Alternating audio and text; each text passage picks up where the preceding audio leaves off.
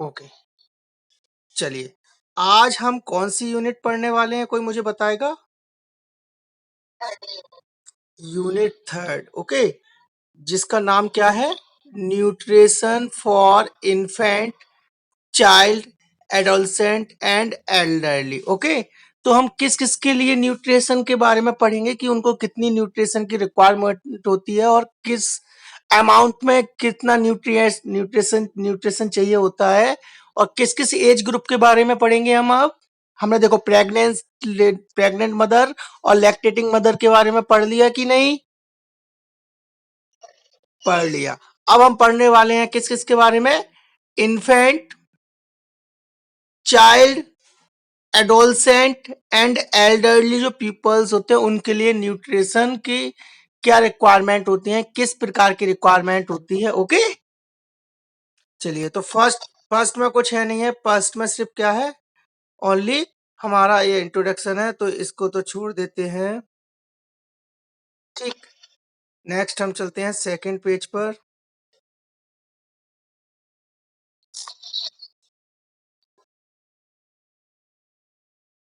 देखिए यहां से थोड़ा सा हम यहाँ से पढ़ना स्टार्ट करेंगे। ओके, तो देखिए क्या है यहाँ, हम यहाँ पढ़ने वाले हैं फर्स्ट ऑफ ऑल सिग्निफिकेंट, है ना? क्या?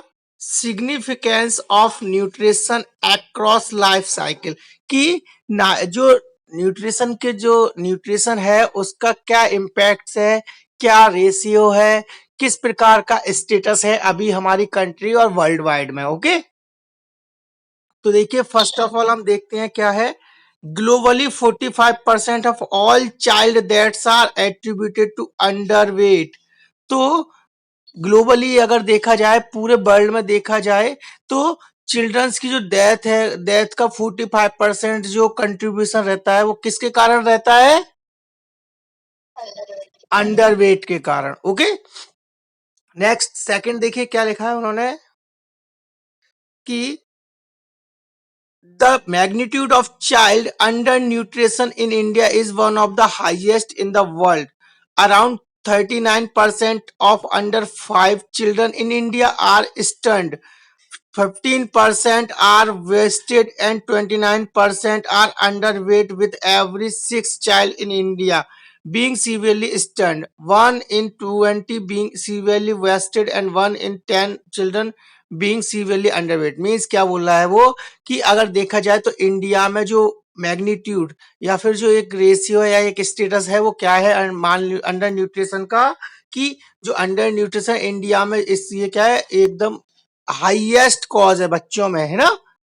जो ज्यादातर बच्चे इंडिया के अंदर पाए जाते हैं वो कैसे पाए जाएंगे? माल नरिश्ड पाए जाते हैं ना।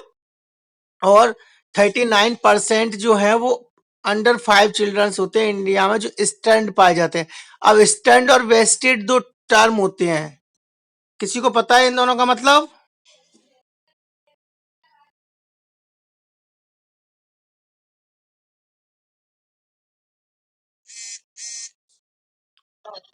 ओके, तो देखिए स्टैंड और वेस्टेड का मीन्स क्या होता है? स्टैंड और वेस्टेड का मीन्स होता है कि जिन बच्चे जो माल नरिश्ड होते हैं, जिनकी मसल्स क्या, वेस्टेड का मीन्स होता है जिनकी मसल्स कैसी हो गई हैं, मसल्स डेवलप ही नहीं हुई हैं। ठीक है, मसल्स डेवलप नहीं हुई है मतलब आपने माल नरिश्ड बच्चे देखे होंगे बहुत सारे, जो एकदम पतले दुबले रहते हैं, मसल्स अच्छे से ग्रोथ नहीं किया हुआ है ना? और फेस कैसा है, बंदर का जैसा रहता है वैसा फेस है ना? ये चीजें देखी हैं कि नहीं बच्चे में, जो क्वासियोरकर और मरासमस वाले बच्चे होते हैं, देखे हैं? उस टाइम में वेस्टेड मीन्स जहां मसल्स का अच्छे से डेवलपमेंट नहीं होता। स्टंट का मीन्स भी यही होता है, लेकिन रेशियो होता है, एक 80% रहता है, एक 90% रहता है। ठीक है, अगर 80% रहेगा तो हम उसे स्टंट बोलेंगे और 90% रहेगा तो उसे वेस्टेड बोलेंगे, और आगे मैं ये टर्म आपको पढ़ाऊंगा। ओके, ठीक। तो यहाँ देखिए कि नॉर्मली कितने परसेंटेज बच्चे हैं जो इंडिया में हाईएस्ट जो बच्चे पाए जाते हैं वो मालनरिश्ड पाए जाते हैं। और दूसरी बात क्या है कि इसमें से 39% जो अंडर अंडर 5 जो चिल्ड्रन रहेंगे वो स्टंट रहेंगे, 15% जो बच्चे रहेंगे वो वेस्टेड रहेंगे, 29% जो अंडर वेट रहेंगे, एवरी 6 जो चिल्ड्रन है वो कैसा रहेगा, स्टैंडर्ड पाया जाएगा। ठीक, नेक्स्ट देखिए, about 55% men, 75% non pregnant and non lactating women are anaemic. और कितने परसेंटेज मैन और नॉन लैक्टेटिंग मदर जो है वो एनेमिक पाई जाती हैं, 55% मैन और 75% नॉन प्रेग्नेंट और lactating, non lactating mother. Okay, next देखिए, under nutrition during fetal and early childhood is known to be associated with chronic disease in later life. अगर under nutrition जो रहता है फीटल का और अर्ली चाइल्डहुड में अगर उसको अच्छे से न्यूट्रिशन नहीं मिल पा रहा है और वो अंडर न्यूट्रिशन या माल नरिश्ड है, तो उसकी जो आगे जो लाइफ जैसे जैसे वो आगे ग्रोथ करेगा तो उसमें साथ क्या क्या शो हो सकता है, उसमें क्रोनिक डिजीजेस उसकी लेटर लाइफ में क्या हो सकती है, मिल सकती है हमें। Chronic diseases like hypertension, cancer, okay, diabetes mellitus 2, okay, इस टाइप की। तो आपको मैं ये भी बता देता हूँ, ये देखिए लिखा हुआ है, chronic diseases like CHD coronary artery disease, CAD hypertension, type 2 diabetes, some cancers are related to diet and nutritional status. Okay, तो some cancers are related to diet and their nutritional status. Okay, आगे देखिए, obesity is associated with higher risk of developing cancer, breast, colon, endometrium, gallbladder, esophagus and pancreas। और जो obesity है वो किसका risk factor होता है, कैंसर का। ओके, कैंसर का, हाइपरटेंशन का और डायबिटीज मेलाइटस का क्या हो सकता है, रिस्क फैक्टर होता है कि नहीं ओबेसिटी। ठीक है, अब कैंसर कौन कौन से कैंसर हो सकते हैं, तो उसमें ब्रेस्ट कैंसर हो सकता है, कोलोन कैंसर हो सकता है, एंडोमेट्रियम, गॉल ब्लैडर और पेंक्रियाज। ठीक, जो कैंसर है वो हो सकते हैं उसे। ठीक, नेक्स्ट देखिए, consumption of foods rich in dietary fibres and antioxidants is associated with reduce risk of certain cancer. और हम किस प्रकार अपने डाइट में क्या चीज बढ़ा दें, अगर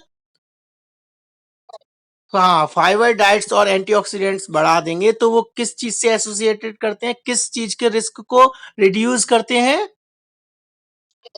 कैंसर को रिड्यूस करते हैं। ओके, इसमें कोई प्रॉब्लम, किसी को कोई दिक्कत। चलिए अब हम आगे बात करते हैं। ठीक, आगे देखिए, आगे हम बात करते हैं कि पहले आपको यह पता होना चाहिए IYCF का पूरा नाम क्या है। हाँ, infant and young child feeding. Okay, IYCF। ठीक है, तो देखिए अब क्या है, infant and young child feeding guidelines. अब जो इन्फेंट या फिर यंग चाइल्ड है उसको जब हम फीडिंग कराएंगे तो उसके लिए क्या इस प्रकार की गाइडलाइंस होनी चाहिए, किस प्रकार की गाइडलाइंस को हमें फॉलो करना चाहिए। ओके, तो देखिए किस प्रकार की गाइडलाइंस को हम फॉलो करेंगे।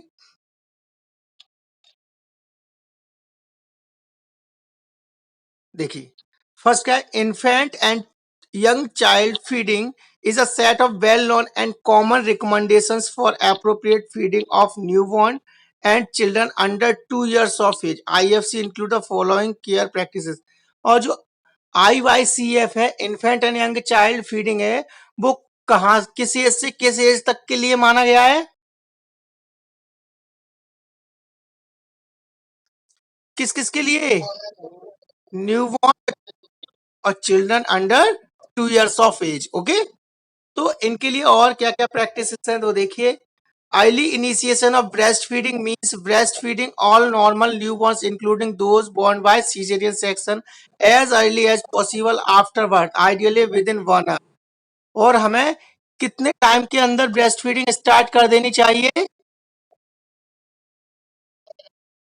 विद इन 1 आवर, है ना।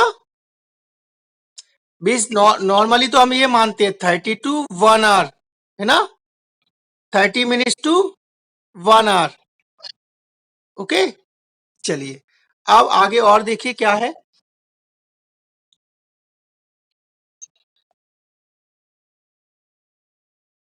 Colostrum The milk secreted in the first 2 to 3 days must not be discarded, but should we feed the newborn as it contains high concentration of protective immunoglobulins and cells. ठीक है. और जो colostrum जो milk secret होता है वो कितने दिन सीक्रेट होता है? कौन से वाले? फर्स्ट 2 to 3 days होता है. ओके. और इसको हमें क्या करना चाहिए? इस मिल्क को डिस्कार्ड कर देना चाहिए या बेबी को फीड कराना चाहिए?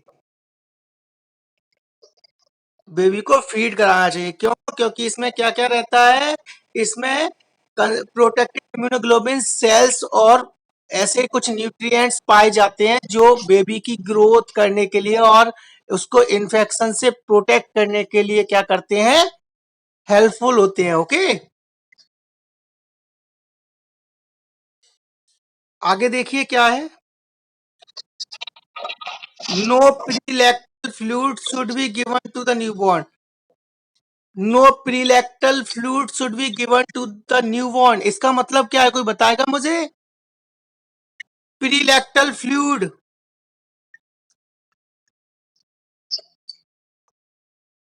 प्रीलैक्टल फ्लूइड पता है किसी को क्या होगा? हमें उसको क्या क्या नहीं देना चाहिए स्टार्टिंग के 6 मंथ?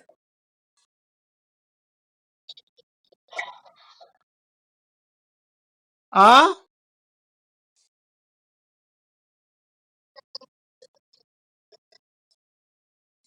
अच्छा, बोतल मिल्क तो पिला सकते हैं ना?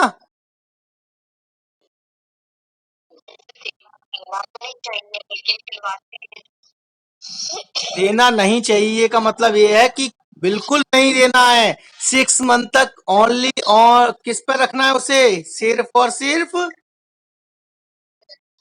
ब्रेस्ट फीडिंग पे. ना बोतल मिल्क चाहिए उसे देना है, ना हनी लगाना है उसको, ना उसको किसी प्रकार की जीवन गुट्टी जन्म गुट्टी जो आती है वो देना है, ना ही उसको पानी पिलाना है. सिर्फ और सिर्फ उसको 6 मंथ तक क्या रखना है? किस पर रखना है? Breast feeding. ओके. आगे देखिए. Colostrum contains large quantity of protective substance and growth factors and has more protein and vitamins A and K than mature milk. और अब यहाँ हम पढ़ने वाले हैं कोलेस्ट्रम के कैरेक्टरिस्टिक्स. साथ में क्या पढ़ने वाले हैं? कि कोलेस्ट्रम की क्या क्या क्वालिटी होती है. क्या क्या क्वालिटी? तो याद रखना, यहां से क्वेश्चन बन जाता है. ठीक है. तो देखिए, पहला तो यही है कि जो कोलेस्ट्रम में जो क्या क्या पाया जाता है? प्रोटेक्टिव सब्सटेंस पाए जाते हैं, प्रोटीन ज्यादा पाया जाता है, और कौन कौन सी विटामिन पाई जाती हैं? ए और के. है ना? किसमें? मेच्योर मिल्क में ज्यादा पाई जाती हैं क्या, या कोलेस्ट्रम में? कोलेस्ट्रम. अब मेच्योर मिल्क क्या होगा? कोई बताएगा मुझे?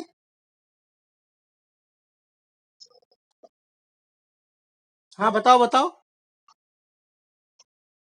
जो मिल्क आफ्टर द कोलेस्ट्रम की जो निकला है 2 से 3 दिन तक, मतलब पांचवें सातवें दिन के बाद जो मिल्क निकलेगा वो कौन सा मिल्क कहलाएगा? मेच्योर मिल्क कहलाएगा. ओके. और साथ में देखिए, it enhances the development and mall nutrition of the baby gastrointestinal tract. और ये किस चीज को डेवलप करता है, बढ़ाता है? किसको मेच्योर करता है? बेबी के गैस्ट्रोइंटेस्टाइनल ट्रैक्ट को. ओके. ये स्पीकर म्यूट कर लो जिसकी ये एयर आ रही है ना. अरे स्पीकर म्यूट कर लो. ठीक. और वो क्या करता है? कोलेस्ट्रम जो है वो क्या करता है? डेवलपमेंट करता है, मेच्योर करता है किसको? बेबी का गैस्ट्रोइंटेस्टाइनल ट्रैक्ट को. ओके. ठीक. इसके साथ ही क्या है? The anti infective proteins and white cells provide the first immunization against the disease that a baby encountered after delivery. और जो एंटी इन्फेक्टिव प्रोटीन्स और व्हाइट सेल्स होती है वो क्या प्रोवाइड करती हैं बच्चे में? फर्स्ट इम्यूनाइजेशन प्रोवाइड करती हैं against the disease. Okay. Next. Although colostrum is secreted in small quantity. अरे स्पीकर म्यूट कर लो. कौन है ये? ओके। और कोलेस्ट्रम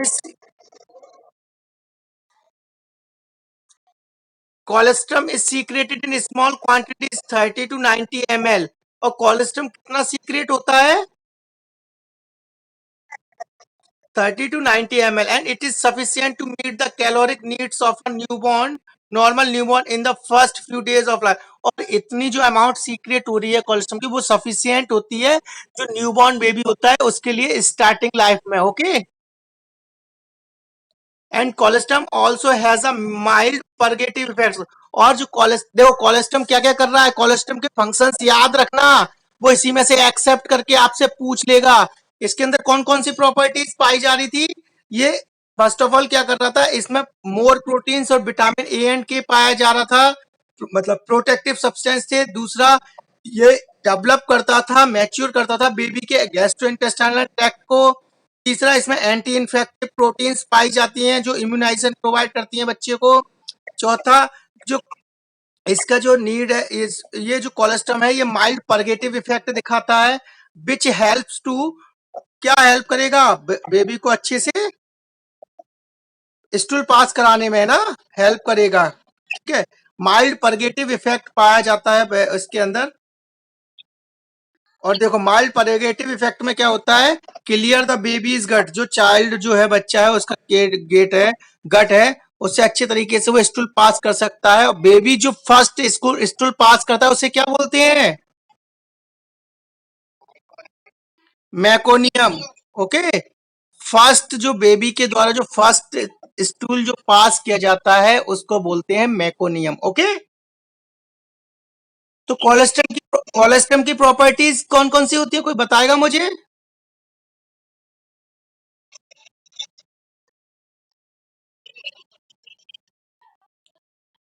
सभी लोग अपने स्पीकर म्यूट करके रखें, म्यूट कर लें, जिसको कुछ पूछना है तो मुझे जवाब दें। ओके। चलिए आगे देखिए, नेक्स्ट क्या है। It helps to prevent jaundice by clearing the bilirubin from the gut.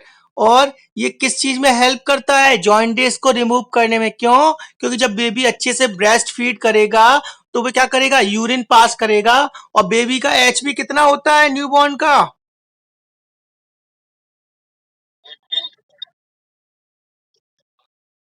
18 to 20 normal रहता है। ठीक है।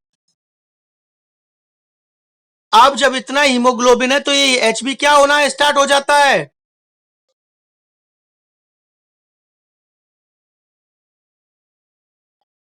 क्या होना स्टार्ट हो जाता है? ब्रेक डाउन होना स्टार्ट हो जाता है। और जब आपने पढ़ा होगा, जब आरबीसी ब्रेक डाउन होती है तो क्या बनता है? टूटकर क्या बनता है? और कहां पर ब्रेक डाउन होता है? आरबीसी का ब्रेक डाउन कहां पर होता है? कहां पर होता है? लिवर में होता है। जब ब्रेक डाउन होती है बिलिरुबिन बनता है। क्या बनता है? अब जब बिलिरुबिन बनता है, वो बिलिरुबिन क्या करता है, बच्चे की जॉइंटिस किसके कारण होता है? जब बच्चे के अंदर किसका अमाउंट बढ़ जाता है? बिलिरुबिन का। और जब ब्रेस्ट फीड अच्छे से कराएंगे तो वो बच्चा जो है वो क्या करेगा, यूरिन पास करेगा कि नहीं करेगा? और बच्चा जितना यूरिन पास करेगा उससे फायदा ये रहेगा कि बिलिरुबिन जो है वो लिवर के थ्रू आकर अपने इंटेस्टाइन से होते हुए और बाहर निकल जाएगा बाय द यूरिन और स्टूल। और जब बिलिरुबिन बाहर निकल जाएगा तो फिर बच्चे के अंदर जॉइंटिस होने के चांस रहेंगे क्या? नहीं। Okay.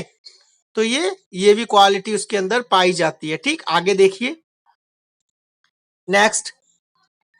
It stimulates the baby immature intestine to develop in order to digest and absorb milk and to prevent the absorption of undigested protein। और ये किस चीज में हेल्प करता है? बेबी के जीआई ट्रैक्ट को मेच्योर कर रहा था कि नहीं? और जब बेबी का जीआई ट्रैक्ट मेच्योर हो जाएगा तो उससे क्या होगा, वो अच्छे से प्रोटीन का क्या कर पाएगा, एब्जॉर्प्शन कर पाएगा और डाइजेशन कर पाएगा, है ना, डाइजेस्ट कर पाएगा। इसमें किसी को कोई दिक्कत, कोई प्रॉब्लम? चलिए आगे देखते हैं। अच्छा, एक्सक्लूसिव ब्रेस्ट फीडिंग कितने मंथ्स तक की होती है? 6 मंथ तो एक्सक्लूसिव ब्रेस्ट फीड में सिर्फ सिर्फ और सिर्फ ओनली ऑन बेबी को किस पर रखना है हमें?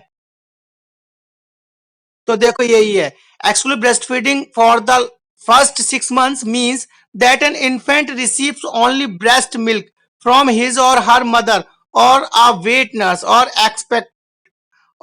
expected breast milk and no other liquids or solids not even water। और उसको और क्या नहीं देना है? ना ही कोई लिक्विड ना ही कोई सॉलिड चीज, और यहां तक कि पानी भी उसको उस टाइम पर नहीं देना है। ओके, आगे देखिए, the only expectations include administration of oral rehydration solution. Exception है, एक्सेप्शन है क्या है, हम उसको क्या दे सकते हैं अगर डॉक्टर रिकमेंड करता है तो? ओआरएस, ओरल वैक्सीन, विटामिन और मिनरल सप्लीमेंट्स और मेडिकेशंस अगर उसकी चल रही है तो वो तो उसे देनी पड़ेंगी कि नहीं? ओके, चलिए, अब वो अगर आपसे पूछ ले कि एक्सक्लूसिव ब्रेस्ट फीडिंग 6 मंथ तक कराई जाए तो उसमें बच्चे को इनमें से क्या नहीं देना है? ओके,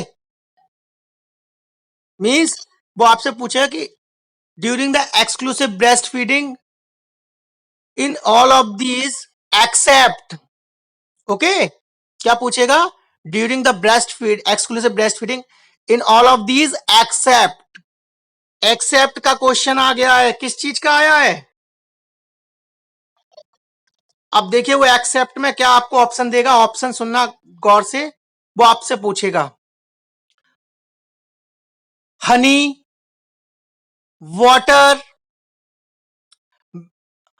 बोटल मिल्क या फिर ओआरएस और ओरल वैक्सीन। ओआरएस और ओरल वैक्सीन एक्सेप्ट पूछा था, मीन इनमें से क्या नहीं। तो वो हम उसको क्या दे सकते हैं? देखो ये तीनों चीजें तो नहीं देंगे हम उसे, ना वाटर देंगे, ना हनी देंगे, ना बोटल मिल्क देंगे। सिर्फ और सिर्फ हम उसे क्या दे सकते हैं? एक्सेप्शन में हमने पढ़ा है अभी, ओरल वैक्सीन, ओआरएस या फिर डॉक्टर के द्वारा जो मेडिकेशन सिरप जो प्रोवाइड की जा रही है वो। ओके, चलिए, अब आगे हम देखते हैं following are the advantages of breast feeding breast milk. अब ब्रेस्ट फीडिंग या जो करा रही है मदर, उससे क्या प्रॉफिट है, क्या बेनिफिट्स है, क्या एडवांटेजेस है? तो देखिए फर्स्ट क्या है, breast milk is a natural food for baby. जो ब्रेस्ट मिल्क है उसको आपको खरीदना होता है, परचेज करना होता है क्या? नहीं, वो क्या है, एक नेचुरल फूड है ना बेबी के लिए। ये क्वालिटीज याद रखना, इनमें से भी क्वेश्चन बन सकता है एक्सेप्शन का। दूसरा देखिए क्या है, सेकंड क्या है, ऑलवेज क्लीन। और कैसा रहता है हमेशा? जो ब्रेस्ट मिल्क जो निकलता है सीक्रेट होता है वो क्लीन होता है। कंटामिनेट होता है क्या वो? नहीं। नेक्स्ट तीसरा, protects the baby from the disease. और वो किस बच्चे को किससे प्रोटेक्ट करके रखता है? डिजीज से। And makes the child more intelligent. और किस चीज को करता है वो? इंटेलिजेंट बनाता है, उसका मेंटली जो डेवलपमेंट है वो भी अच्छे से करता है। Next, available 24 hours a day and require not specific preparation. और इसको ये हमेशा अवेलेबल रहता है 24 hours, और इसको प्रोसेस होने में बनाने में कोई स्पेशल टेक्निक लगती है क्या? नहीं। Next, nature's gift to the infant and does not need to be purchased. और ये एक नेचुरल गिफ्ट है बेबी के लिए, इसको परचेज करने की भी आवश्यकता या जरूरत नहीं होती है। And the last one is breast feeding makes a special relationship between mother and baby और helps to parents to space their children and help mother to shed extra weight gained during pregnancy. और ये किस चीज में मदद करती है breast feeding?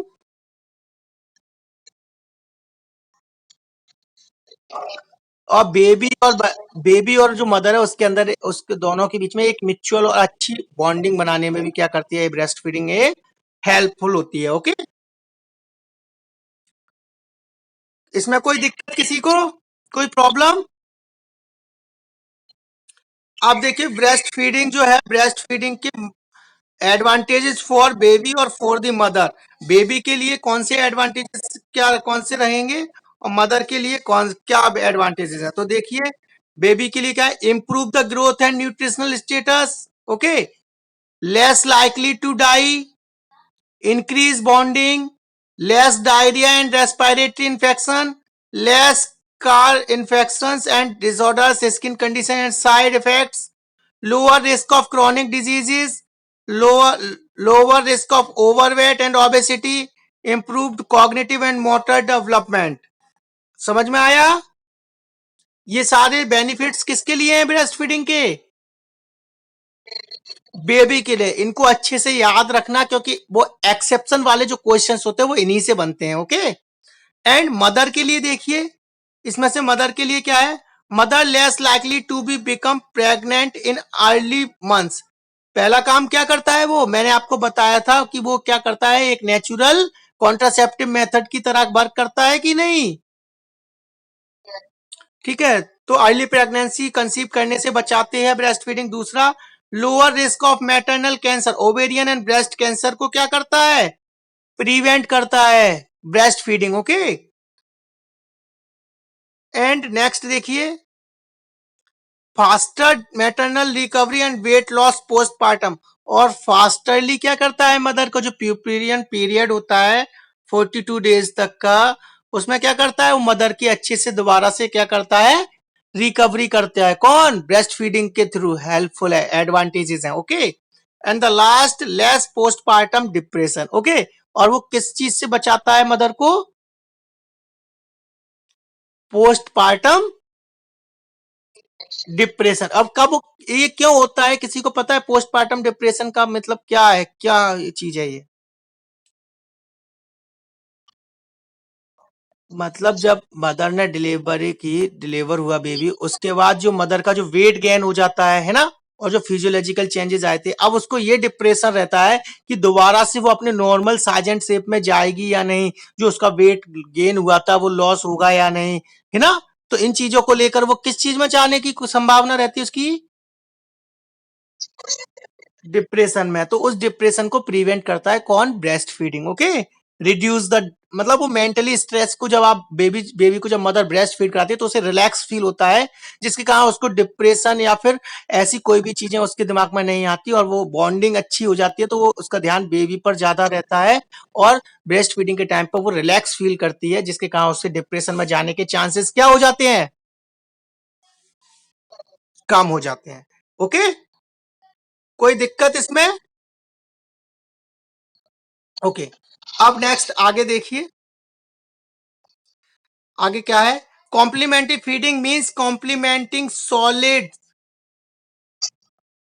देखिए क्या है, complementary feeding means complementing solid semi solid food with breast milk after child attains age of 6 months. और कॉम्प्लीमेंट्री फीडिंग हमें कब से स्टार्ट करनी होती है बेबी की, आफ्टर 6 मंथ्स, और जिसमें हम क्या दे सकते हैं, सेमी सॉलिड और लिक्विड डाइट्स उसको देना स्टार्ट कर देते हैं, ठीक। And breast milk is no longer sufficient to meet the nutritional requirements of, और ऐसा हम क्यों स्टार्ट करते हैं, क्योंकि जो अब हम ब्रेस्ट मिल्क दे रहे हैं उसको, जो पिला रहे हैं, उससे उसकी बॉडी की जितनी रिक्वायरमेंट है वो फुलफिल नहीं हो पा रही है, ओके। इसलिए हमने उसको साथ में ही किस पर रख दिया है अब, कॉम्प्लीमेंट्री फीडिंग पर, ओके। आगे देखिए, however infants are vulnerable during the transition from exclusive breast feeding to the introduction of complement over the breast milk for, और नेक्स्ट अब सेकंड पेज पर देखिए क्या है, देखिए। अब बात करते हैं कि ensuring that the nutritional needs of a young child are met, breast feeding must continue along with appropriate complementary, और उसको हमें ब्रेस्ट फीडिंग करानी है साथ, कितने टाइम तक, कितनी साल तक ब्रेस्ट फीडिंग करानी होती है, 2 इयर्स तक, और साथ में हमें उसको क्या किस पर रखना होता है, प्लस कॉम्प्लीमेंट्री फीडिंग पर, ओके। अब देखिए आगे और क्या है, the term complementary feeding and not weaning should be used, the complementary feeding must be. अब जो कॉम्प्लीमेंट्री फीडिंग है वो उसके ये तीन जो चार जो पॉइंट्स है इनको याद रखना मोस्ट इंपोर्टेंट है, एग्जाम में पूछे जाते हैं एक्सेप्ट के फॉर्म में, ओके। वो आपसे पूछेगा the complementary feeding must be, तो कॉम्प्लीमेंटिंग फीडिंग कैसी होती है, क्या क्या होती है वो? फर्स्ट होती है टाइमली, कैसी होती है? टाइमली होती है। सेकंड कैसी होती है वो? एडिक्वेट अमाउंट में होती है। थर्ड वो सेफ रहती है। फोर्थ एक्टिव फीडिंग रहती है। ये 4 पॉइंट्स हमें याद रखने हमेशा की कॉम्प्लीमेंट्री फीडिंग में। कौन कौन से पॉइंट्स होते हैं? टाइमली, समय से, एडिक्वेटली, सेफ और एक्टिव फीडिंग। ओके, ये 4 चीजें हमें याद रखनी होती है कॉम्प्लीमेंट्री फीडिंग में। वो आपसे यहीं से एक्सेप्ट का क्वेश्चन बना देगा, कोई 3 पॉइंट दे देगा और एक एक्स्ट्रा पॉइंट दे देगा कोई भी। तो आपसे पूछा है कि इनमें से कॉम्प्लीमेंट्री जो फीडिंग है उसमें से इनमें से कौन सा पॉइंट या कौन सा क्राइटेरिया उसके अंदर नहीं आता है एक्सेप्ट। तो आपको पता होना चाहिए कि उसमें 4 पॉइंट से कौन कौन से, टाइमली, एडिक्वेट, सेफ और एक्टिव फीडिंग। ओके, आप देखिए benefits of optimal complementary feeding, timely, adequate, appropriate and safe, less likely to die. और ये अब क्या है, एडवांटेजेस या बेनिफिट्स हैं किस चीज के? कॉम्प्लीमेंट्री फीडिंग के। तो क्या क्या एडवांटेजेस हैं एक बार हम देखते हैं। लेस लाइकली टू डाई, है ना? जब अच्छे तरीके से हम कॉम्प्ली फीडिंग कराते हैं तो बेबी के डाई होने के चांसेस क्या हो जाते हैं? कम हो जाते हैं। Okay, next, less diarrhoeal and respiratory. और इससे क्या होता है, उसमें रेस्पिरेटरी और जीआई ट्रैक्ट जो है, डायरिया वगैरह है जिनकी इनके होने के चांसेस क्या हो जाते हैं? कम हो जाते हैं। इंप्रूव कॉग्निटिव डेवलपमेंट, और उसकी जो मेंटल एबिलिटी है, कॉग्निटिव फंक्शंस हैं, है ना, वो क्या हो जाते हैं, उसके अच्छे से डेवलप होते हैं, है ना। नेक्स्ट, इंप्रूव होते हैं। नेक्स्ट, बेटर साइकोलॉजिकल डेवलपमेंट, और उसकी जो इमोशनल मैच्योरिटी है, रोना, हंसना, गुस्सा होना, नाराज होना, ये चीजें उसकी इमोशनल्स हैं, इमोशंस है, वो क्या होने लगते हैं उस पर अच्छे तरीके से इनका भी डेवलपमेंट होने लगता है। Next, improve productivity and economic status, और ये किस चीज को इंप्रूव करते हैं? Complementary feeding productivity and economic status, और बच्चे को क्या कराते हैं? ऑप्टिमम ग्रोथ कराते हैं। साथ में prevention of stunting and acute malnutrition, और किस चीज से बचाते हैं बच्चे को? स्टंटिंग, स्टंटिंग, वेस्टिंग, और साथ में malnutrition and prevention of overweight and obesity, और बच्चे को ओबेसिटी और ओवरवेट से भी बचाते हैं, है ना। और क्या है, लेस रिस्क ऑफ एनीमिया, और एनीमिया की रिस्क से प्रिवेंट करती है complementary feeding. And less risk of zinc and other micronutrient deficiency, और जिंक हुआ या फिर अदर जो माइक्रोन्यूट्रिएंट है उनकी जो डेफिशिएंसी है उससे प्रिवेंट करती है, वो उसको नहीं होने देती बेबी को, क्यों? अगर हम कॉम्प्लीमेंट्री फीडिंग अच्छे तरीके से कराते हैं तो कुछ ये बेनिफिट्स हैं जो कॉम्प्लीमेंट्री फीडिंग से मिलती हैं। ओके, हाँ बोलिए।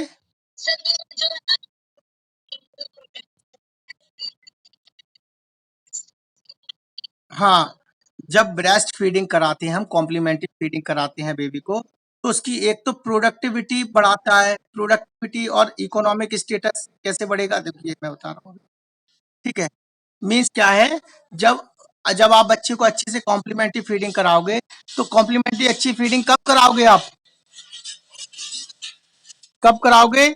जब आपका इकोनॉमिक स्टेटस कैसा होगा? आप जिस तरीके से आपका पैसा होगा, आप जिस तरीके से आपकी अर्निंग होगी, और उसमें से कितना पैसा आप अपने फूड पर, है ना, खाने पे खर्च करते हो, उस हिसाब से आप बच्चे की क्या कराओगे? कॉम्प्लीमेंट्री फीडिंग कराओगे। जब आप बच्चे को ब्रेस्ट फीडिंग मतलब कॉम्प्लीमेंट्री फीडिंग पर रखोगे, तो आप उसके लिए अच्छी अच्छी कॉम्प्लीमेंट्री फीडिंग रखोगे ना। और जब आप अच्छे से कॉम्प्लीमेंट्री फीडिंग रखोगे तो उसके लिए आपको क्या करनी पड़ेगी? अगर आप कम पैसे कमाते हो तो आपको अधिक मेहनत करनी पड़ेगी, अपनी प्रोडक्टिविटी बढ़ानी पड़ेगी कि नहीं? आपको अपना इकोनॉमिक स्टेटस इंप्रूव करना पड़ेगा थोड़ा सा कि नहीं, है ना। तो मीन्स कॉम्प्लीमेंट्री फीडिंग किस में हेल्प करती है, कि आप जब बेबी हुआ है, अब आप अगर उसको कॉम्प्लीमेंट्री फीडिंग पर रख रहे हो, तो और अगर आपकी सैलरी 8,000 है और आपको पता है कि मुझे मुझे बेबी को अच्छे से फीडिंग करानी है, तो अब आपको अपनी सैलरी बढ़ानी पड़ेगी कि नहीं? उसके लिए आप और अच्छी मेहनत करोगे कि नहीं करोगे?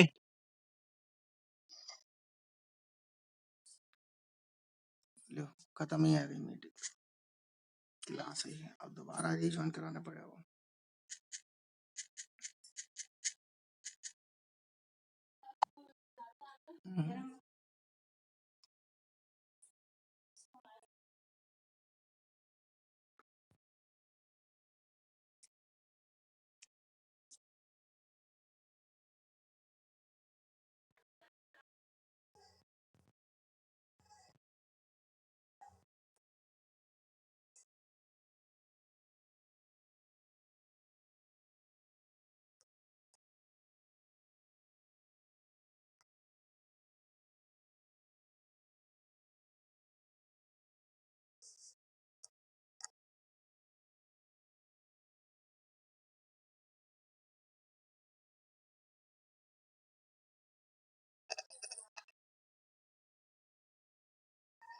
जग जाओ,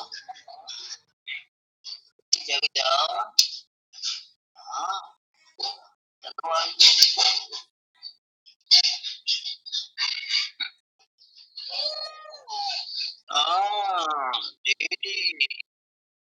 हाँ, ये बंद कर लो स्पीकर। कौन है ये? चलिए, हेलो, सभी को स्क्रीन शो हो रही है? चलिए, ठीक है। तो यहाँ तक हमने पढ़ा। मीन्स आप हार्ड वर्क करोगे कि नहीं करोगे? अपने बच्चे को अच्छे से खाना, मतलब उसको अच्छी से डाइट मिले, इसके लिए आप, मतलब कोई भी व्यक्ति है जब उसकी फैमिली बनाता है, वो फैमिली उसकी तैयार होती है, तो उसके लिए और ज्यादा हार्ड वर्क करता है कि नहीं करता, कि मैं ज्यादा अच्छे पैसे कमाऊं जिससे मैं अपने बच्चे को अच्छे से पढ़ा सकूं, अच्छा खान पान रख सकूं, उसके लिए किसी भी चीज की कमी ना होने दूं। तो ये किस में हेल्प करेगी? आपकी जो व्यक्ति है, जो उसकी प्रोडक्टिविटी और इकोनॉमिक स्टेटस को इंप्रूव करने में हेल्प करेगी कि नहीं करेगी? ओके, नेक्स्ट हम बात करते हैं first food for the baby. तो देखिए, the staple cereals of the family should be use to make the first food of an infant. Staple food क्या होता है? कोई बताएगा मुझे? स्टेपल फूड, स्टेपल फूड होता है कि उसके लोकली जहां वह रहता है वहां कौन से फूड ऐसे हैं जो ज्यादा मात्रा में पाए जाते हैं। ओके, अगर कोई बिहार में रहता है और उसके आसपास चावल ज्यादा होते हैं, उसके क्षेत्र में चावल ज्यादा पाए जाते हैं, तो वो स्टेपल फूड क्या हो गया उसका? वो किस चीज को ज्यादा खाएगा, कंज्यूम करेगा? चावल। ओके, अगर कोई व्यक्ति ऐसी जगह रहता है जहां मक्का ज्यादा होता है, उसके आसपास के एरिया में मक्का ज्यादा होता है, तो वो स्टेपल फूड के फॉर्म में या ज्यादा क्या चीज को ज्यादा कंज्यूम करेगा? वो मेज। ओके, समझ में आया? तो स्टेपल फूड क्या होता है? जो लोकली जो अवेलेबल रहता है वो फूड। ओके, और जिसको जो ज्यादा अमाउंट में खाता है वो, ठीक है। Porridge can be made with सूजी, broken wheat, आटा, ground rice, रागी, ऑयल। ठीक है, इसमें और तो कुछ रुकना, इसमें मैं देखूं एक बार। ठीक है, इसमें कुछ ज्यादा इंपोर्टेंट, इसमें कुछ है नहीं इंपोर्टेंट। ठीक है, इसको बेशक छोड़ दो। ठीक, नेक्स्ट देखिए। हाँ, ये देखिए, ये यहाँ से थोड़ा इंपोर्टेंट, यहाँ इंपोर्टेंट है। ठीक है, देखिए यहाँ से क्या है? Fruits like banana, papaya, chikoo, mango could be given at the age of this mashed form. Infants could also be given reconstitute instant foods preparation which is discussed in little later in age. अब हम यहाँ पर देखेंगे food की categories या food के कुछ types, जैसे ट्रेडिशनल फूड्स होते हैं, modified foods, instant food, protective foods. तो वो क्या होते हैं? ओके, ठीक। तो देखिए, फर्स्ट हम देखते हैं ट्रेडिशनल फूड। ट्रेडिशनल का मीन्स क्या होता है?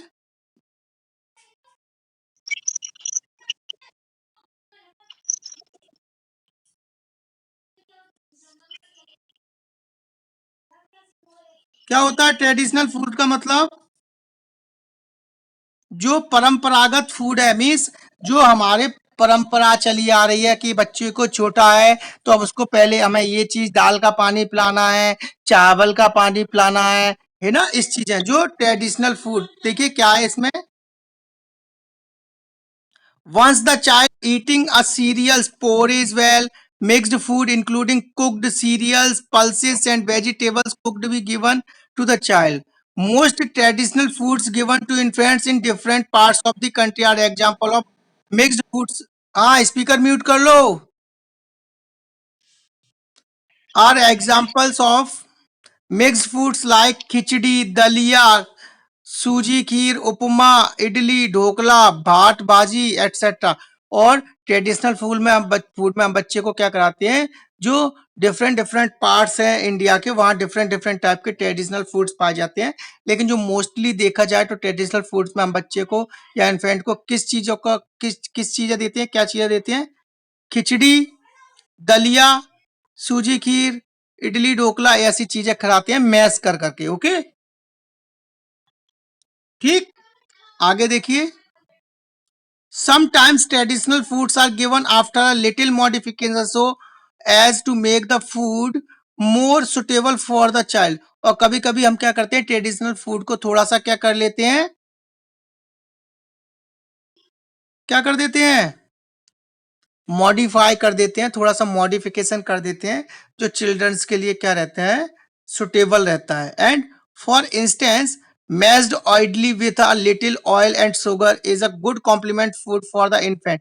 और जैसे इडली है और थोड़ा सा उसमें ऑयल या शुगर मिला लिया जाए, फिर उसको फिर खिलाया जाए एज अ कॉम्प्लीमेंट्री फीडिंग में, तो ये भी बच्चे के लिए, इन्फेंट के लिए कैसा रहता है, गुड सोर्स होता है for the complementary feeding.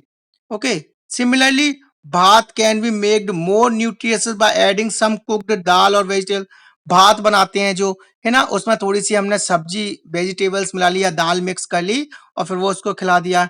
Khichdi also more nutritious by adding 1 or 2 vegetables in while cooking. और जब हम ऐसे खिचड़ी तैयार कर रहे हैं तो हमने उसमें 1-2 सब्जी भी मिक्स कर दी है, जिसके कारण वो और ज्यादा क्या हो जाएगी, न्यूट्रियस हो जाएगी। Okay, that is traditional foods for infants. Okay, next हम बात करते हैं मॉडिफाइड फैमिली फूड्स। ये क्या होते हैं? In most families there is a cereal preparation in the form of roti and rice and a pulses और अ वेजिटेबल्स प्रिपरेशन। मोस्टली जो फैमिलीज होती हैं उनमें cereals preparation form roti, rice और पल्सेस और वेजिटेबल्स पाई जाती हैं। ठीक है, अब देखिए क्या होता है, for preparing a complementary food for the infant from the food cooked for the family, a small amount और दाल और vegetables preparation should be separated before adding spices to it.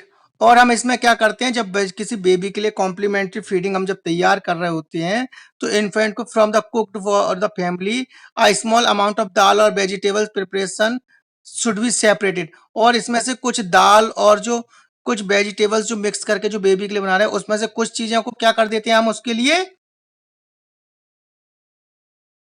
Separate कर देते बिफोर एडिंग स्पाइस। मीन्स आपने देखा है, जैसे आप दाल बना रहे हो तो पहले आप क्या करते हो, बेबी के लिए दाल का पानी निकाल लिया एक कटोरी में, उसके लिए अलग से रख लिया, और बाद में आपने उसके लिए अपने लिए उसमें क्या कर दिया, तड़का लगा दिया। देखा है कि नहीं, है ना? तो उसी तरीके से आगे देखिए, pieces of chapati could be soaked in half of katori of dal and some vegetables if vegetables the mixed food could be mashed well and feed to the baby after adding a little oil। और जैसे एक रोटी ले ली, उसको दाल में या फिर दूध में उसको भिगो दी, फिर उसको बेबी को मैश कर करके खिलाया। ओके, और कभी कभी mix food could be mashed well and feed the baby after adding a little oil. और जैसे उसमें कुछ थोड़ा सा घी मिला लिया और उसको अच्छे से मिक्स करके फिर उसको खिलाया बेबी को। Okay, thus rice or wheat preparation could be mixed with pulse and or vegetables to make a nutritious complementary food for the। और ऐसे रोटी है, उसको सब्जी या दाल के साथ उसमें मिक्स कर लिया और साथ में थोड़ा सा ऑयल मिक्स कर लिया और फिर बेबी को खिला दिया, है ना, मैश कर करके मसल मसल के, है ना। इसे यही क्या है, मॉडिफाइंग फैमिलीज फूड होते हैं, जो one of the most effective way होते हैं।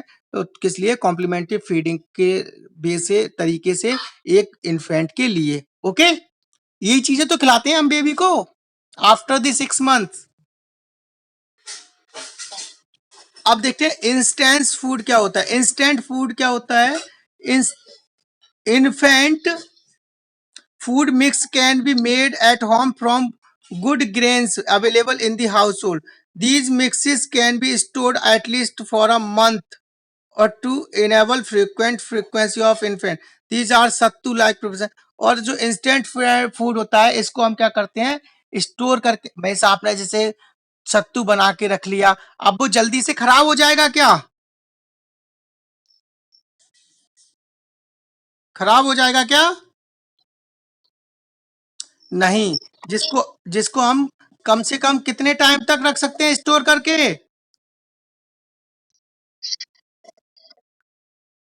कम से कम ऐसे ऐसे हमने बना लिया, कुछ ऐसा बना लिया जो कम से कम जिसको हम स्टोर करके कितने टाइम तक रख सकते हैं?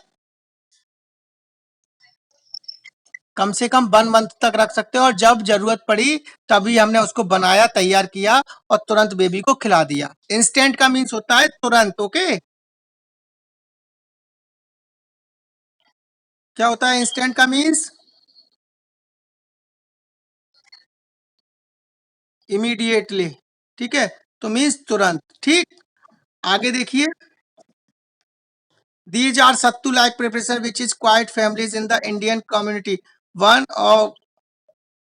can take 3 parts of any cereals, rice, wheat or millets, 1 part of any pulses and half part of the groundnuts of white till if available. अब इसको हम कैसे तैयार कर सकते हैं, किस तरीके से तैयार करते हैं? 3 parts of any cereals means मान लीजिए आपने 3 कटोरी, 3 छोटी जो कटोरी थी वो आपने क्या ले लिए? चावल या फिर व्हीट ले लिए. ओके, अब उसमें से मिलेट्स ले लिए. ठीक है, 3 parts ऑफ द सीरियल्स ले लिए या फिर मिलेट्स ले लिए, और 1 part ऑफ एनी पल्स, और 1 कटोरी क्या ले लिया आपने? कोई भी दाल ले ली. और हाफ पार्ट और आधी कटोरी क्या थी, आपने क्या ले ली? कोई भी ग्राउंड नट लिया, वाइट ले ली, वाइट ले लिया. ठीक है, और इनको अच्छे से मिक्स करके आपने एक क्या बना लिया? एक फूड फूड प्रोडक्ट तैयार कर लिया, जिसको आपने स्टोर करके रख लिया. और जब जरूरत हुई, जब बेबी को खिलाना है, तब आपने उसमें से निकाला और उसको अच्छे से प्रिपेयर किया और बेबी को खिला दिया. ओके, ठीक. The food items should be roasted separately, ground, mixed properly and stored in at all right containers. और उसको अच्छे से तैयार कर लिया, बना लिया, और उसको किस में रख लिया आपने? एक कंटेनर में रख लिया, और जब जरूरत थी तब आपने उसका यूज कर लिया. ओके,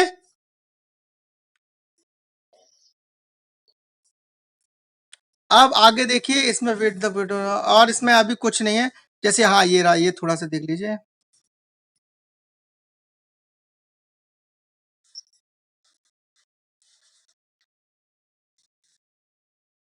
ठीक है, अब इंस्टेंट फूड में कुछ है नहीं. अब बात करते हैं हम प्रोटेक्टिव फूड की. किसकी बात करते हैं हम? प्रोटेक्टिव फूड की. तो प्रोटेक्टिव फूड्स क्या होते हैं? देखिए, प्रोटेक्टिव का मीन्स होता है बचा के रखना. ओके, तो प्रोटेक्टिव फूड देखिए क्या है. Besides modified family food and reconstitute infant food mixes, protective foods like milk, curd, lassi, egg, fish and fruits and vegetables are also important to help in the family growth of the infants. तो जो protective foods हैं वो कौन कौन से होते हैं, इसके एक तो एग्जांपल याद रखिए. ये हमारे जो इस बार का CHO पेपर हुआ था उसमें ये पूछा गया था कि नहीं? उसने पूछा था milk, curd, lassi is the example of modified food, family food, transitional food, instant infant food और protective food. Protective food. Okay, और साथ में क्या है फिर उसके अलावा कि green leafy vegetables, carrots, pumpkin and seasonal fruits like papaya, mango, chiku, banana, etc. are important to ensure good vitamin and iron status of the child. Baby needs all foods from 6 months, namely cereal, pulses. और जो ये सारी चीजें हैं, ये भी baby को क्या करती हैं? हेल्थी रखने में मदद करती है, जिसमें मिल्क, कर्ड और दही, लस्सी ये क्या करती है, ये एक प्रोटेक्टिव फूड है। इसके साथ में ही जो फ्रूट्स या वेजिटेबल्स हैं, पंपकिन, ऑरेंज वगैरह, ये भी क्या करते हैं, गुड सोर्स होते हैं, जो कि विटामिन ए एंड आयरन के स्टेटस को बच्चे के अंदर, चाइल्ड के अंदर क्या करके रखते हैं, मेंटेन करके रखते हैं। ओके। इसके साथ ही ये क्या करते हैं, और भी है, जैसे कि पल्सेस हैं, वेजिटेबल्स हैं, particular green leafy vegetable, fruits हैं, मिल्क, मिल्क प्रोडक्ट्स हैं, egg, meat, fish. If non vegetarian तो ऑयल, घी, शुगर, ये सारी चीजें भी क्या होती हैं, एडिशनली कॉम्प्लीमेंट्री फूडिंग के रूप फॉर्म में यूज की जाती हैं with the breast milk. Okay. And a diversity diet of the infant along with breast feeding will also improve the micronutrient status of child. और जो डाइवर्सिटी पाई जाती है, हर क्षेत्र में डाइवर्सिटी पाई जाती है, हर जगह अलग अलग प्रकार की डाइवर्सिटी होती है। वहाँ जो लोकली अवेलेबल जो स्टेपल फूड्स होते हैं, उनको ज्यादा यूज किया जाता है, और ये भी स्टेपल फूड के फॉर्म में जो यूज किए जा रहा है फूड, या फिर जो हम जो बनाकर दे रहे हैं बेबी को, उन फूड प्रोडक्ट्स जो कॉम्प्लीमेंट्री फीडिंग में हम ऐड करा के बच्चे को खिला रहे हैं, वो चीजें बच्चे के स्टेटस को इम्प्रूव करने में हेल्प करती हैं, और साथ में ही वो क्या करती हैं, माइक्रो न्यूट्रिएंट्स जो रहते हैं उनके स्टेटस को भी बच्चे के अंदर या चाइल्ड के अंदर अच्छे से मेंटेन करके रखती हैं। ओके।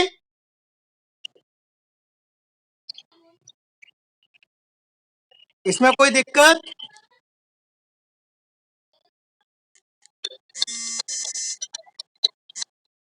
हेलो? इसमें कोई प्रॉब्लम? ओके। अब देखिए आगे, energy density of infant foods. अब हम कैसे इन्फेंट के कैसे फूड के बारे में बात कर रहे हैं, किस प्रकार के फूड के बारे में बात कर रहे हैं जो कैसा होगा, एनर्जी डेंस। एनर्जी जिससे मिलेगी वो फूड कौन कौन से हैं, देखिए किस प्रकार का है। तो low energy density of complementary foods given to youth, young children and low frequency of feeding result in inadequate calorie intake and thus the malnutrition. अगर हम बेबी या चाइल्ड है, उसको लेस लो एनर्जी डेंसिटी वाला complement feeding करा रहे हैं, या फिर उसको हम ऐसी फीडिंग करा रहे हैं जो इनएडिक्वेट कैलोरी उसको मिल रही है, उससे प्रॉपर कैलोरी नहीं मिल पा रही, प्रॉपर एनर्जी नहीं मिल पा रही, तो उसमें क्या चीज डेवलप हो जाएगी, क्या चीज डेवलप हो जाएगी, माल न्यूट्रिशन डेवलप हो जाएगा। इसके साथ ही देखिए, most of the foods are bulky and a child can not eat more at a time. और ज्यादातर क्या है, हम ऐसे इस प्रकार का फूड, उसे इस प्रकार से फूड ना दें कि आपने एक बल्क में दे दिया, एक साथ इकट्ठा उसको खिलाने के लिए दे दिया, क्या वो खा पाएगा? नहीं। तो हमें क्या करना है, उसको, उसकी क्या करना है, बल्क में फूड नहीं देना है, उसे थोड़ा थोड़ा करके उसकी फ्रिक्वेंसी क्या करनी है, बढ़ा देनी है। Okay.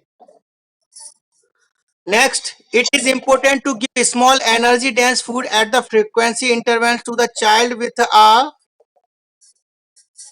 a view or to ensure adequate energy intake by the child. Energy density of foods given to infants and young children can be increased in four different ways. और जो एनर्जी डेंस फूड जो हम दे रहे हैं, energy intake food जो हम दे रहे हैं चाइल्ड को या फिर यंग चिल्ड्रन को, उससे के चार फोर डिफरेंट वेज हैं कि किस किस तरीके से हम ऐसा फूड प्रिपेयर करके दे सकते हैं बेबी को, इन्फेंट को या फिर चाइल्ड को, जो उसकी एनर्जी को क्या करे देगा, उसके एनर्जी रिक्वायरमेंट को क्या कर देगा, बढ़ा देगा या फुलफिल कर देगा। ओके। तो देखिए किस किस तरीके से हम बढ़ा सकते हैं। मोस्ट इंपोर्टेंट है ये पॉइंट, मोस्ट इंपोर्टेंट, यहां से इन चारों क्वेश्चन में से वो आपको दे देगा और एक एक्सेप्ट करके क्वेश्चन पूछ लेगा। तो देखिए गौर से पढ़िए क्या है इसमें, कौन कौन से चार तरीके हैं, किस प्रकार के फोर वेज हैं, फोर डिफरेंट वेज या तरीके हैं जिनके थ्रू हम क्या कर सकते हैं, एनर्जी बढ़ा सकते हैं। फूड में एनर्जी डेंस फूड्स को मिक्स कर सकते हैं, उसके फूड को जो हम दे रहे हैं उसकी एनर्जी रिक्वायरमेंट, उसको जो बेबी है उसको फुलफिल कर सके, उसको कैसे बढ़ा सकते हैं। पहला, by editing a teaspoon of oil or ghee in every feed. Fat is a concentrated source of energy and a sustainably increase energy content of food without increasing the bulk. पहला कौन सा तरीका है, किस तरीके से हम बढ़ा सकते हैं, कि आप जो भी डाइट उसे दे रहे हो, जो भी आप खिला रहे हो उसमें क्या में ऐड कर दें, हम क्या मिक्स कर दें? फैट मिक्स कर दें। इससे क्या होगा, हम जानते हैं फैट कितनी एनर्जी देता है, 1 ग्राम फैट से कितनी एनर्जी मिलती है? सबसे ज्यादा एनर्जी किससे मिलती है? फैट से। तो हम क्या करेंगे, उसमें 1 to 2 टीस्पून, 1 से 2 चम्मच हम फैट मिक्स कर देंगे, जिसके कारण एनर्जी का कंसंट्रेशन बढ़ जाएगा, है ना, विदाउट इंक्रीज। हमने फूड की अमाउंट बढ़ाई है क्या? हम जो फूड उसे दे रहे हैं उसकी मात्रा नहीं बढ़ाई हमने। ऐसा नहीं है कि उसको ज्यादा एनर्जी की जरूरत है तो हमने उसकी फूड जो हम खिला रहे हैं उसकी मात्रा बना बढ़ा दी, अमाउंट बढ़ा दी। पहले आप 100 ग्राम दे रहे थे, अब आपने 150 ग्राम कर दिया, ऐसा नहीं है। हमने क्या किया, उस 100 ग्राम में ही हमने क्या चीजें ऐड कर दी, फैट को इंक्लूड कर दिया, फैट को ऐड कर दिया, जिसके कारण उसकी एनर्जी जो रिक्वायरमेंट है और जो फूड की जो एनर्जी है वो क्या हो जाएगी, बढ़ जाएगी। ओके जी, इंपोर्टेंट है मेथड, ये याद रखना, पढ़ लेना। और the false beliefs in the community that a young child can not digest fat has to be dispelled with by informing that a young infant digest fat present in breast milk and all other foods like cereals and pulses, and that there is no reasons to feel that a child cannot be digest visible fat when added to food। और ये community में एक misconception पाया जाता है कि छोटा बच्चा है वो फैट को अच्छे से डाइजेस्ट नहीं कर पाएगा, ऐसा रहता है कि नहीं? ठीक है, लेकिन ये सिर्फ एक मिसकंसेप्शन है, ऐसा कुछ नहीं होता है। ठीक है, क्योंकि उसका हमने जो उसको कोलेस्ट्रम की जो फीडिंग कराई थी, उसने उसके जीआई ट्रैक्ट को मैच्योर किया था कि नहीं, प्रोटीन के डाइजेशन को सही से करने में हेल्प किया था कि नहीं? इसलिए हाँ, तो पहला मेथड क्या हुआ, आप एनर्जी डेंस फूड किस तरीके से प्रिपेयर कर सकते हैं इन्फेंट के लिए? पहला आप क्या कर सकते हो, जो फूड आप दे रहे हो उसमें क्या ऐड कर दोगे?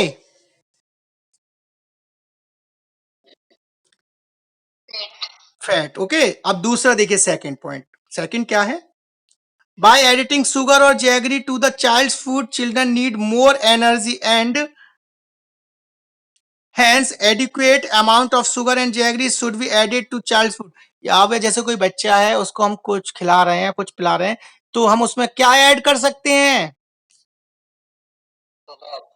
शुगर और जैगरी। ओके, तो इससे इससे हाँ हाँ, इससे क्या होगा, इससे भी जो फूड है उसकी एनर्जी जो है वो बढ़ जाएगी। मतलब फूड की अमाउंट नहीं बढ़ाई हमने, हमने उसमें शुगर और जैगरी ऐड कर दिया, तो उसकी एनर्जी जो थी उसको बढ़ा दिया, एनर्जी की डिमांड को बढ़ा दिया, जिसके कारण अब इन्फेंट जो लेगा तो उसकी एनर्जी रिक्वायरमेंट जितनी थी वो फुलफिल हो जाएगी, और हमने फूड को किस प्रकार का फूड बना दिया, एनर्जी डेंस फूड बना दिया। ओके, समझ में आया? दूसरा मेथड क्या है, सेकंड मेथड क्या है जिसके थ्रू हमने बढ़ाया है, शुगर और जैगरी। तीसरा देखिए, by giving malted foods, malting reduces viscosity of the food and hence child can eat more at time। malting is germinating while grain cereals or pulses, drying it after germinating and griddling। Infant food mixes prepared after malting the cereals or pulses will provide more energy to the child। Flours of malted food when mixed with other foods help to reduce the viscosity of the food। Amylase rich flour are the specific name given to the flours of malted foods and must be utilized in infant food। अब देखिए आप क्या कर सकते हैं, हम malted food, malted का means क्या होता है, माल्टेड फूड देना। क्या? नहीं नहीं, अंकुरित नहीं है। माल्ट मीन्स होता है, आपने वो देखा है, क्या कहते हैं, आपने देखा है जो चावल बनाते हैं उसका माड़ बन जाता है, या दाल का जो पानी होता है, देखा है? हाँ, माड़। तो उसकी विस्कोसिटी होती है वो क्या हो जाती है, मीन्स उसका गाढ़ापन क्या हो जाता है। हाँ, जो माल्ट होता है, माल्ट या दाल का पानी वगैरह होता है, उसको भी क्या कर सकते हैं हम, उसमें जैसे कुछ मिला दिया है ना, अगर मिलाना है तो सीरियल पल्सेस वगैरह का, या फिर जो माल्टेड रहता है उसको थोड़ा सा मसल के उसमें कुछ मिला दिया, ग्रिडलिंग कर दिया, दाल मिला दी या जो चावल है उसी को उसमें मिक्स कर दिया, तो उसको एक पेस्ट टाइप में हल्का सा बन जाता है कि नहीं, फिर उसको उसको खिलाना। ओके, ठीक। नेक्स्ट चौथा पॉइंट क्या है, क्या है, by feeding thick mixture then grills.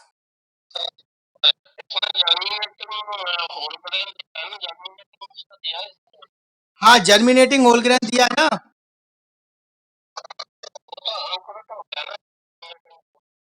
लेकिन जर्मिनेटिंग और whole grain cereals and pulses drying after germinating and grinding, ठीक। आपने या तो आप माल्ट वगैरह पिला दो, या फिर आप क्या है जो आप उसको अंकुरित करने के बाद फिर क्या करोगे, आप उसको उसका पेस्ट टाइप में बना लो, है ना। अब ऐसे आपने चने चने शाम को डाले और सुबह वो हो गए, अब उसको आप उसको जैसे है वैसे तो खिला नहीं सकते, बच्चे को खिला सकते हो क्या, तो आप क्या करोगे, उसका एक पेस्ट टाइप में बना लोगे फिर उसको। हाँ, ओके। नेक्स्ट फोर्थ क्या है, by feeding thick mixture this grills do not provide energy enough energy a young infant particularly during 6 months 6 to 9 months require thick but smooth mixture as hard pieces of the semi-solid food may be caused difficult if swallowed. The semi-solid foods for young infants can be passed through a sieve or pressed. और क्या करना आपने इसमें, जैसे आपने देखा चाय बनाते हो, चाय उसके बाद क्या करते हो, उसको छानते हो कि नहीं सीप से, चलनी से, तो चाय पत्ती ऊपर रह जाती है और चाय जो रहती है वो निकल जाती है। इसी प्रकार से आप फूड को बना सकते हो, फूड को प्रिपेयर कर सकते हो और फिर बाद में उसको क्या कर सकते हो, सीव कर सकते हो, छान सकते हो। तो जो लिक्विड या सेमी सॉलिड जो चीज बचे आएगी निकल कर, उसको हम बेबी को खिला सकते हैं, पिला सकते हैं, और बाकी का जो ऊपर करेगा उसको हटा सकते हैं। ओके, ये चार तरीके, चार बेस हैं जिसमें हम फूड की एनर्जी को बढ़ाते हैं, एनर्जी डेंस फूड तैयार करते हैं इन्फेंट के लिए। ओके, इसमें कोई दिक्कत किसी को? ओके, अब मैं आपसे कुछ क्वेश्चन पूछने वाला हूं रिगार्डिंग यूनिट फोर्थ और फिफ्थ। ओके, यही तो थी यूनिट फोर्थ और यूनिट फिफ्थ। तो चलिए यूनिट फोर्थ और यूनिट फिफ्थ से रिगार्डिंग मुझे क्वेश्चन बताना आप।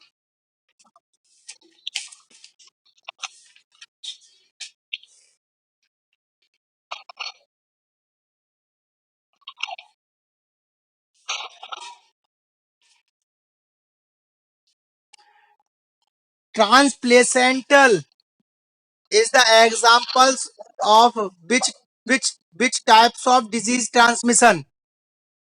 डायरेक्ट कांटेक्ट, हाँ डायरेक्ट ट्रांसमिशन है, आपको direct contact transmission. Okay, direct transmission. Okay, next बताना मुझे, सिलो एपिडेमिक्स और modern epidemics is is related to which types of disease, communicable disease, non communicable disease, या फिर न्यूट्रिशनल डेफिशिएंसी डिजीज, या all of the above? Non communicable disease, very good. Okay, next बताना मुझे,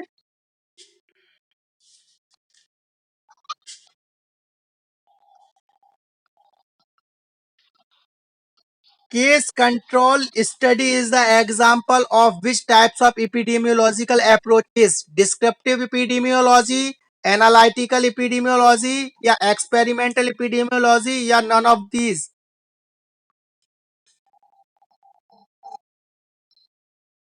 hello, हाँ एना, देखो इसको trick मैं आपको बताऊं, आप एसी याद रखना, क्या याद रखोगे, एसी। एनालिटिकल स्टडी के अंदर सी से केस कंट्रोल स्टडी और कोहर्ट स्टडी आता है, दोनों किससे आ रहा है, सी से। अगर चाहे वो केस कंट्रोल स्टडी पूछे या कोहर्ट स्टडी पूछे तो किसका एग्जांपल है, A for analytical epidemiology. Okay, okay, अब मुझे एग्जांपल बताना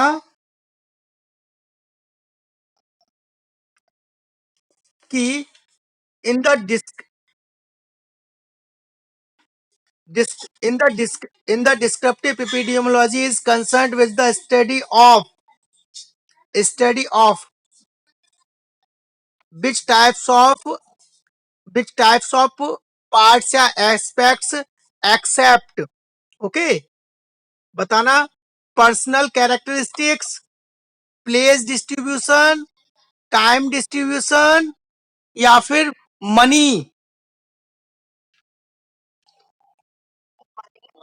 मनी, क्योंकि डिस्क्रिप्टिव एपिडेमियोलॉजी किस किस पर डिपेंड करती है, पर्सनल कैरेक्टर से, प्लेस डिस्ट्रीब्यूशन और टाइम डिस्ट्रीब्यूशन पर, ओके।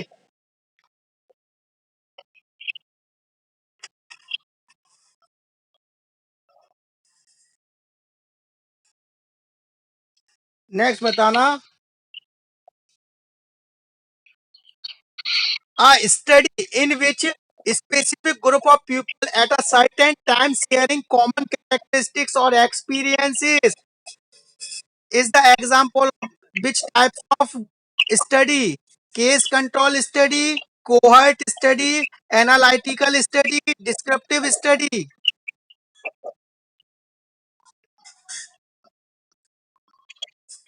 हेलो,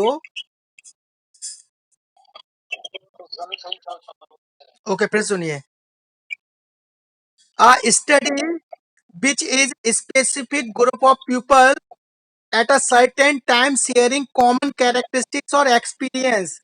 किस प्रकार की स्टडी में जो स्पेसिफिक ग्रुप्स होता है पीपल का, वो शेयर करता है कॉमन कैरेक्टरिस्टिक्स और एक्सपीरियंस शो करता है, उसे किस प्रकार की स्टडी बोलते हैं, cohort study, case control study, analytical study, या फिर descriptive study.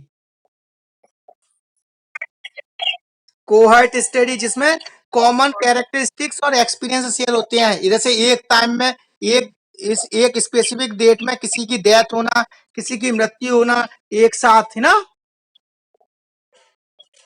Okay.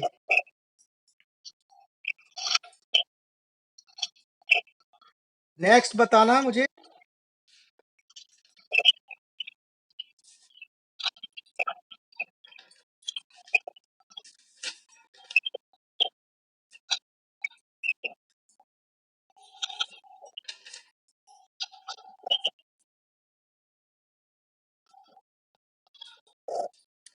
The close और detailed examination, a close or detailed examination critical gaze is the scrutiny, prevalence, incidence या hypothesis।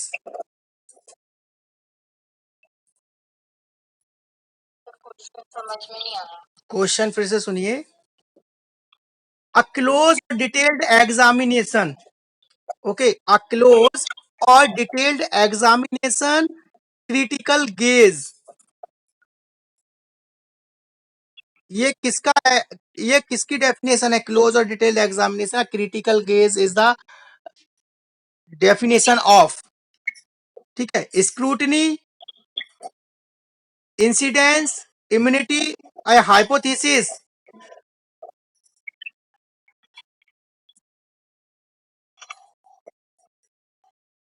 देखो, स्क्रूटनी होती है, scrutiny,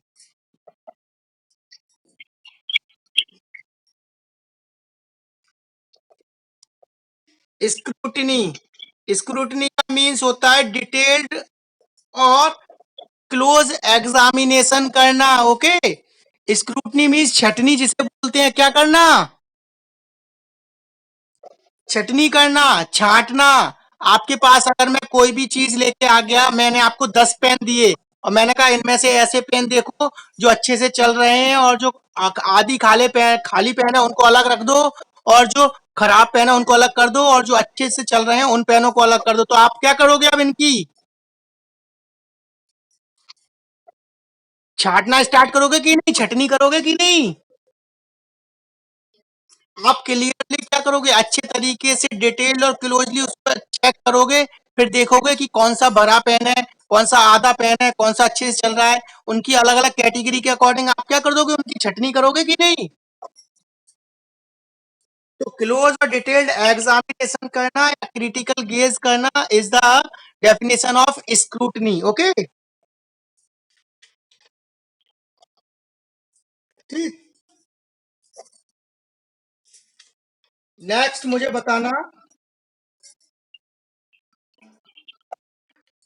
the divorce is the part of vital statistics, right और wrong?